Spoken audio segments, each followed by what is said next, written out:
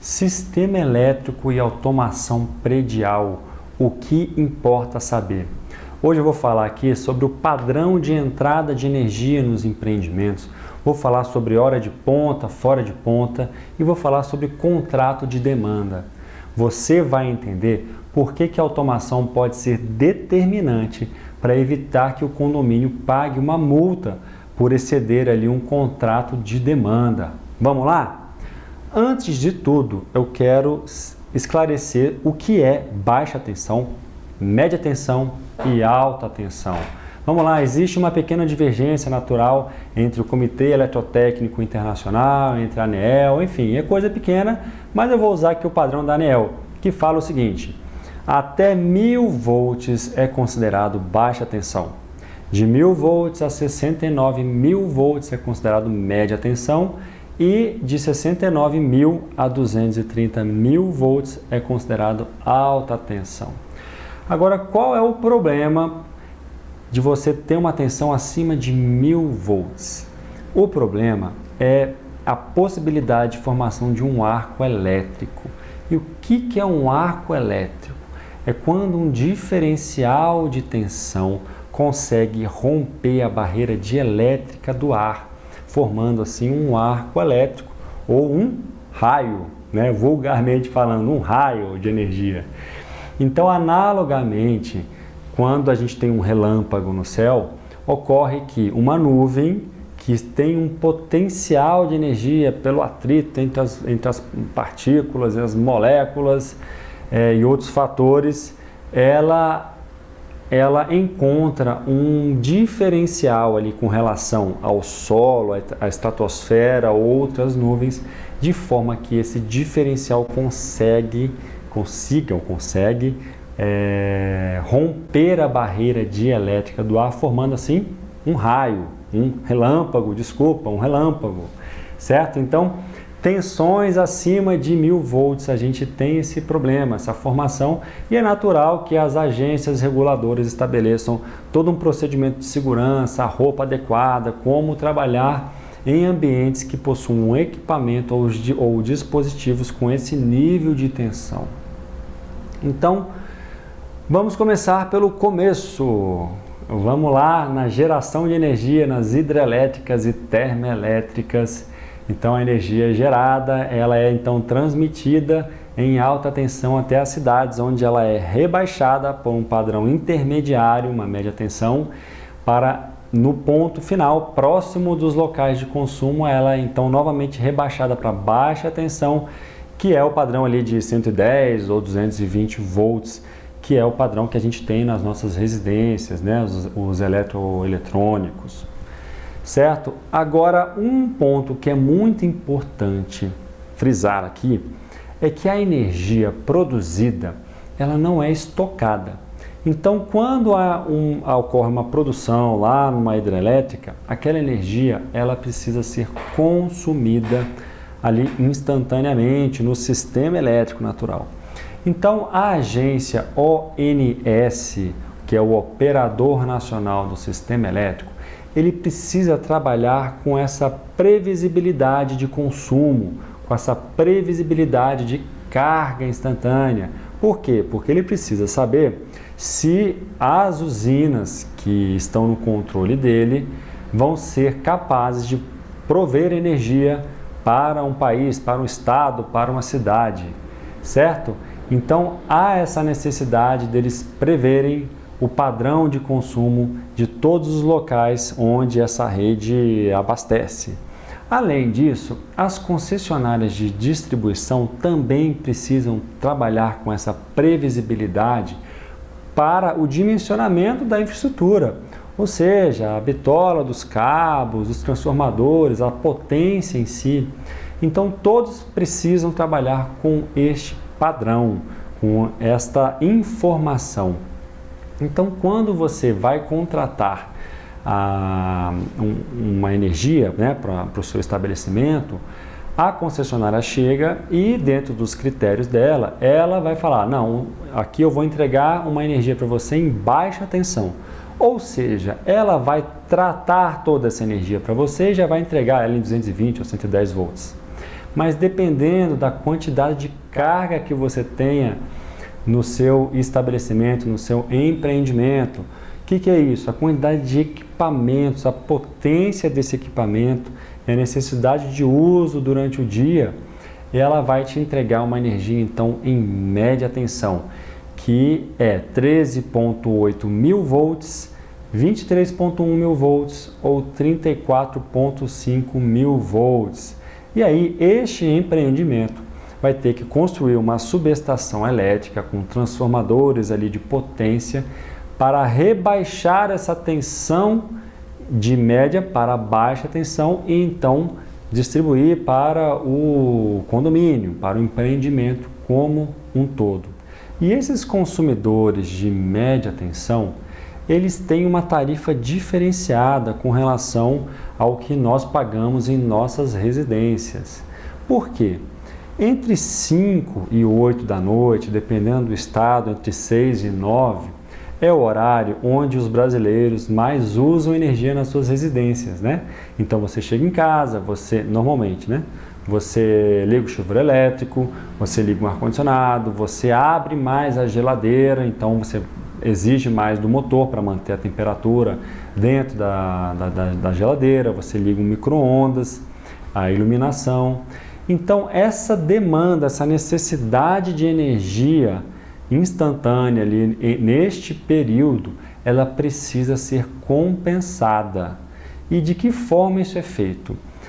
Essas concessionárias, elas fazem uma alteração tarifária para esses grandes consumidores que recebem energia em média tensão, fazendo com que eles paguem mais caro na energia neste horário que é considerado o horário de ponta, entre 5 e 8 da noite, ou 6 às 9, e pague bem mais barato também no horário fora de ponta, que é no restante do dia, finais de semana e feriado.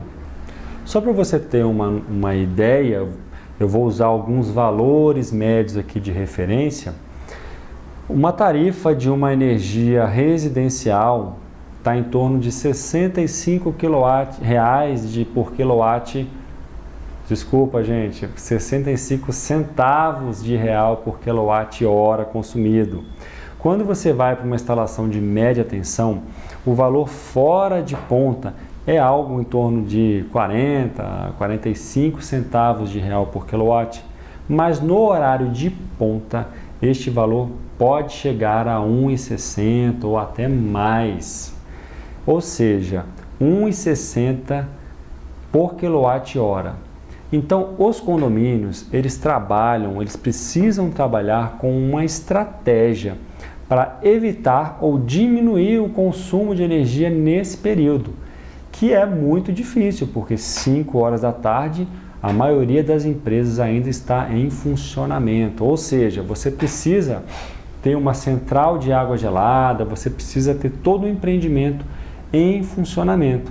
Mas aí entram algumas estratégias. Vamos lá, estratégias para central de ar-condicionado, para hora de ponta. E por que é central de ar-condicionado? Porque o ar-condicionado é o principal vilão de energia, é o que mais consome energia disparado no empreendimento. Você pode notar isso na sua casa. Por exemplo, se você mora sozinho, e ele tem geladeira, aqueles eletrodomésticos normais, você, sei lá, né, eu estou falando por mim, né, quando eu morava em São Paulo ali, eu pagava ali 60, 70 reais por mês. Se você instala um ar-condicionado, essa sua conta pode subir para 200, 300 reais por mês. Então, um ar-condicionado, ele é um grande vilão, um grande consumidor de energia. E como que essas empresas, esses empreendimentos, então, tratam, né? Algumas estratégias, eu não vou entrar em detalhes aqui hoje, porque isso aqui é motivo para uma outra fala. Mas numa central de água gelada, você pode, por exemplo, fazer a produção de gelo. Sim, você tem um tanque de gelo. E aí, durante o dia, no horário fora de ponta, você usa a sua CAG para fabricar gelo. Nesse caso tem que ter uma linha, provavelmente com etileno glicol, e vai congelar essas cápsulas de gelo nesses tanques especiais, para então, na hora de ponta, que você consiga desligar o chiller e então usar essa água gelada desses tanques, né, através de trocadores, para compensar, para diminuir o consumo de energia na hora de ponta. Outra estratégia que eu já vi foi colocar um chiller menor, e esse chiller menor ser alimentado por um grupo gerador de energia. Então, na hora de ponta, você desliga os chillers e liga só esse que é abastecido por um grupo gerador. Então, você impede então, que você tenha esse consumo da energia da concessionária. Eu já participei também de um projeto, eu fui um agente comissionador de um sistema num prédio no Rio de Janeiro, que foi muito interessante. Esse prédio tinha grupos geradores que eram alimentados por gás natural, tinha um outro grupo que era por diesel, óleo diesel, e tinha naturalmente a entrada de energia da concessionária.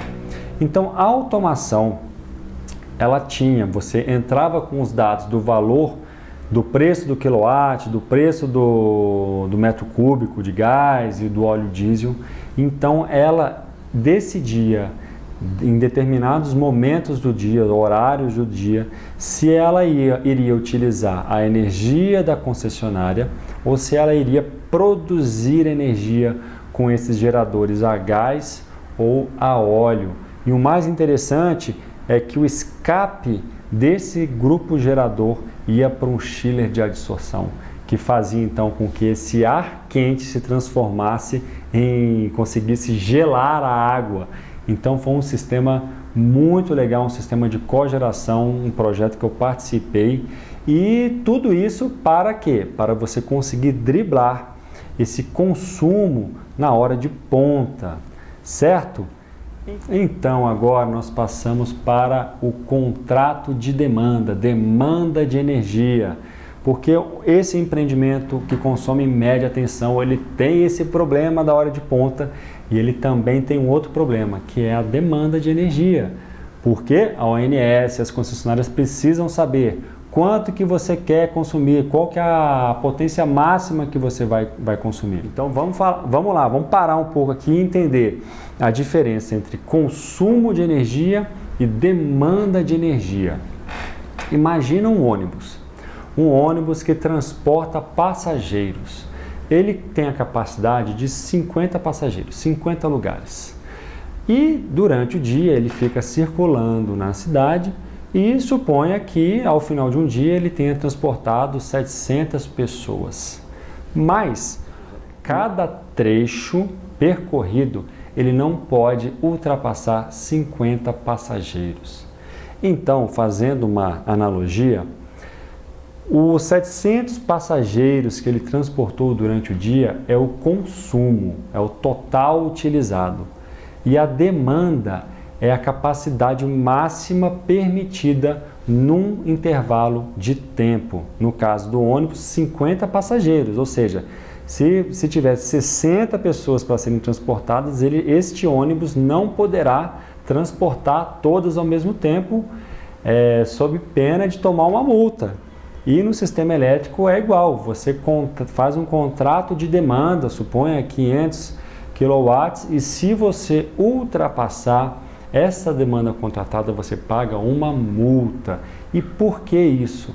Justamente para tornar previsível para a ONS e para também as concessionárias de distribuição dimensionar esse sistema para atender o empreendimento.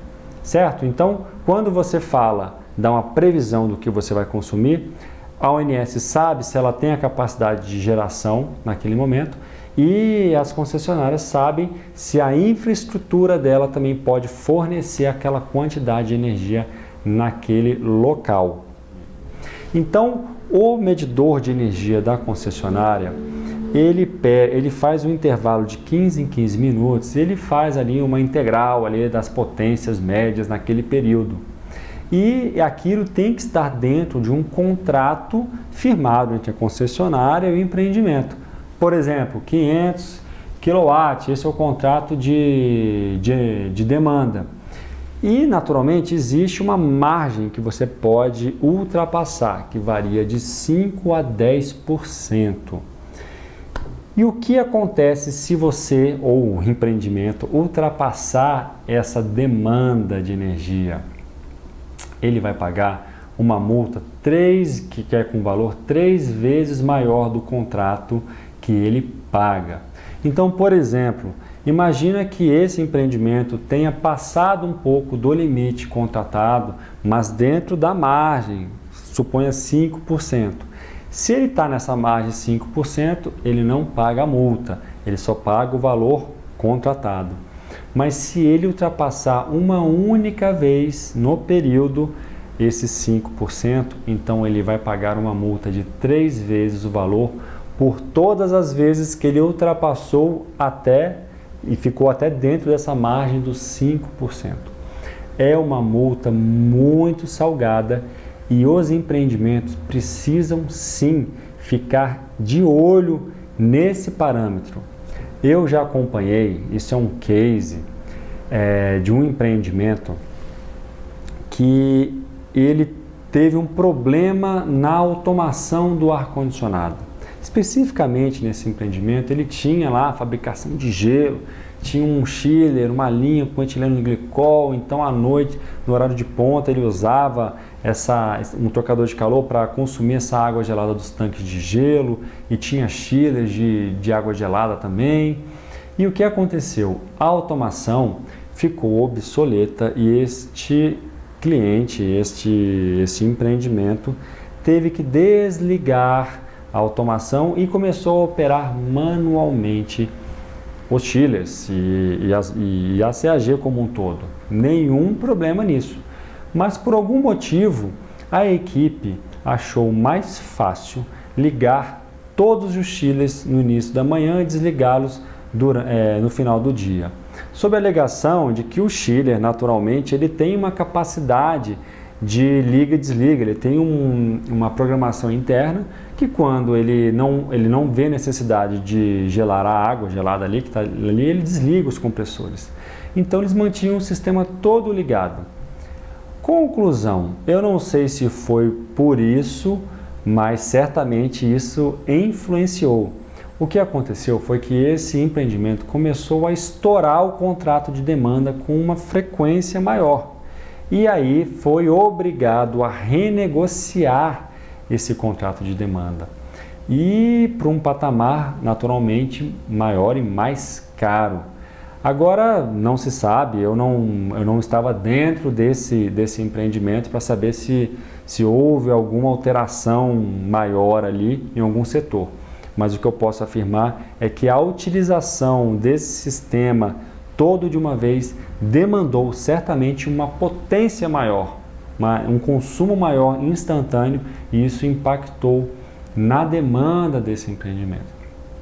E como que a automação então pode ajudar esse empreendimento, né, nas questões do ponta e fora de ponta e também nas questões do controle de demanda? Existe um medidor de energia que você coloca ali depois do medidor da concessionária, e ele é um controlador de demanda e ele é capaz de ler tanto os parâmetros elétricos de entrada também como a demanda, ou seja, o que o relógio da concessionária está interpretando como demanda, né, como aquela potência. E com esta informação, a automação, sim, quando é uma automação que pode controlar o ar-condicionado, que tem uma autonomia, né, para você fazer o controle desses sistemas relacionados, porque infelizmente, só fazendo parênteses aqui, grande parte dos empreendimentos que têm automação, eles acabam fazendo ilhas de automação.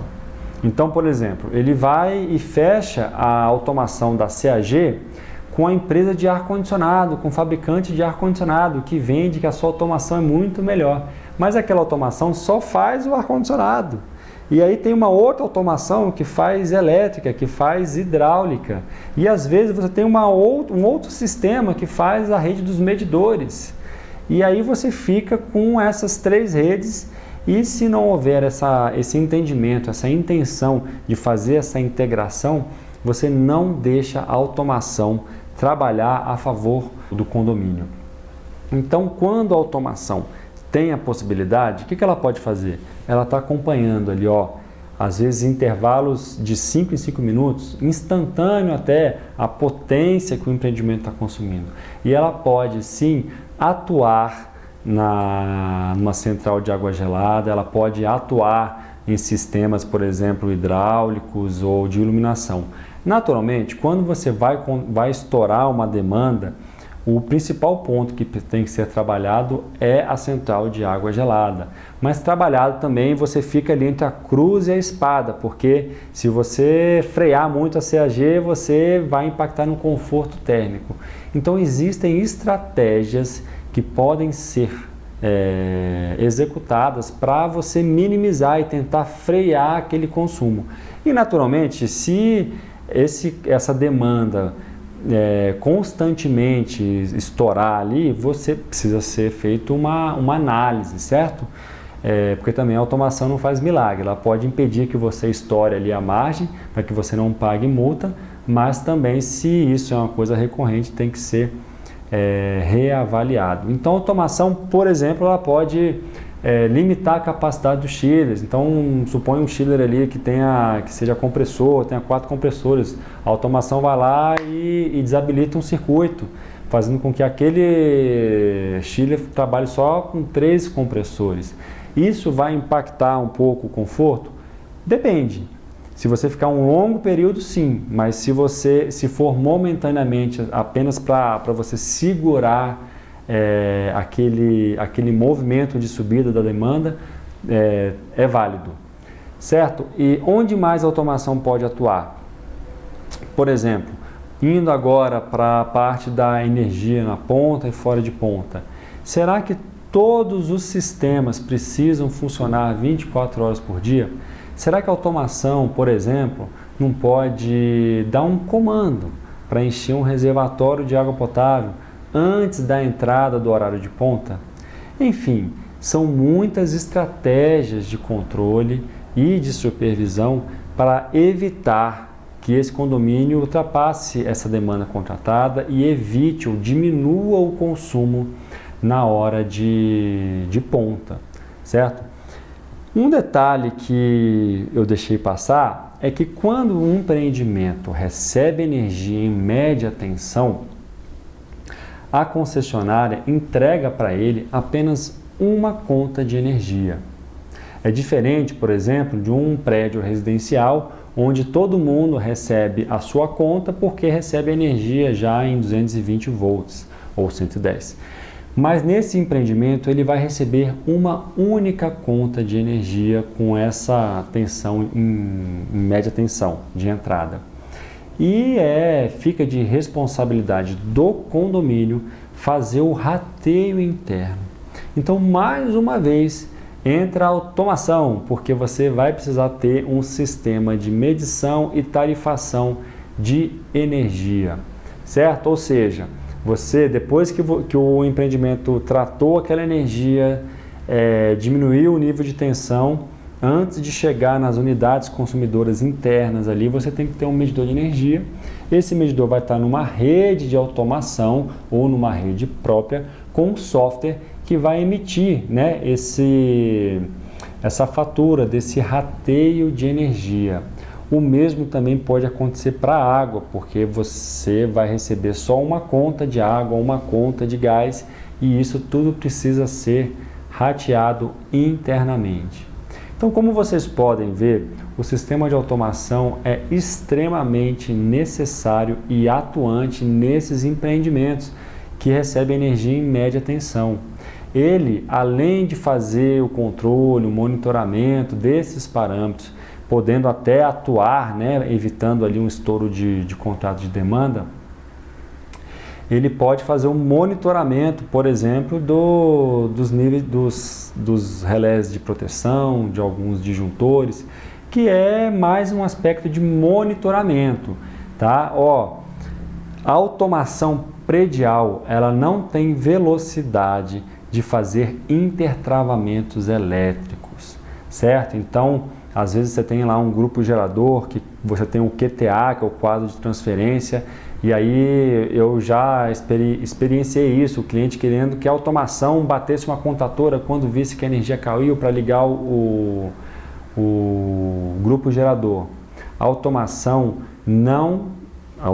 predial não tem essa finalidade, ela não tem velocidade para isso. Você tem que ter uma automação elétrica ali específica para fazer estes intertravamentos elétricos. Mas sim, a automação acaba monitorando aí algum relé de proteção, que tem ali uma interface de comunicação, você pode fazer esse monitoramento, mas o principal é esse controle, é evitar que o empreendimento pague multa e ajudar no auxílio ali, no rateio de energia. Um aspecto que é mais avançado de automação é você conseguir fazer o acompanhamento do consumo de energia por setor, porque esses empreendimentos novos, principalmente que têm selos de certificação ambiental, LEED, o Aqua e alguns outros, eles normalmente já vêm desde o projeto com o sistema elétrico setorizado. Então é possível instalar medidores de energia para determinar, por exemplo, quanto de energia os elevadores utilizaram, quanto de energia a CAG utilizou, quanto de energia na parte hidráulica, na parte de iluminação. E isso é importantíssimo para o empreendimento ao longo da sua utilização. Porque aqui no Brasil a gente não tem uma cultura muito de medir as coisas. Então eu vou contar um caso que foi real comigo. Eu cheguei então, não vou falar a cidade, um empreendimento que não tinha automação. Eram mais de 150 salas, 150 fancóis, uma central de água gelada. E eles operavam aquilo tudo na mão. Eu fiquei assim bastante impressionado de ver a eficiência da equipe, porque você precisa ter uma equipe eficiente para que isso funcione, certo? Num nível de abrir a válvula de água gelada com a chave mesmo, tá? Então, o que aconteceu? Eu estava conversando com o gestor desse condomínio e ele disse assim: então, Guilherme, a gente fez uma ação aqui para economizar energia. A gente trocou todas as lâmpadas da garagem e colocamos tudo LED, super LED. Daí eu falei, legal, e quanto que economizou? Daí ele, não, as lâmpadas elas consomem 80% menos, eu não lembro o valor, ele falou, então está economizando. E eu perguntei, mas quanto economizou? Dele, uns 80%. Né? Ou seja, nós agimos assim, né? Pelo menos é o que eu observo. A gente chega um equipamento que é mais econômico, a gente compra, a gente investe, instala e a gente não sabe efetivamente se aquilo está funcionando, se aquilo está economizando. Ele não sabia quanto que aqueles circuitos de iluminação consumiam antes e naturalmente não está sabendo quanto está consumindo agora. Provavelmente ele viu uma redução na conta de energia, mas ele não pode afirmar que aquilo tudo é, né, dessa alteração. Então, o interessante da automação, quando você usa ela para trazer inteligência na operação, é isso, é você acompanhar esses consumos para que quando haja uma alteração no sistema de automação, no algoritmo ou a substituição de algum equipamento, você tenha um parâmetro de referência e que o condomínio consiga estabelecer ali qual a taxa de retorno daquele investimento. Certo? Então, o resumo final: energia, padrão de entrada de energia nos empreendimentos, baixa tensão, média tensão. Normalmente baixa tensão é residencial ou pequenas clínicas. Grandes empreendimentos, média tensão, você pode receber então energia em 13.8, 23.1 ou 35.4 mil volts. Nesses empreendimentos precisa então de uma subestação de energia, eles pagam uma tarifa diferenciada na hora de ponta e fora de ponta, eles pagam um valor, um contrato de demanda que eles não podem exceder sob pena de pagar uma multa bem salgada.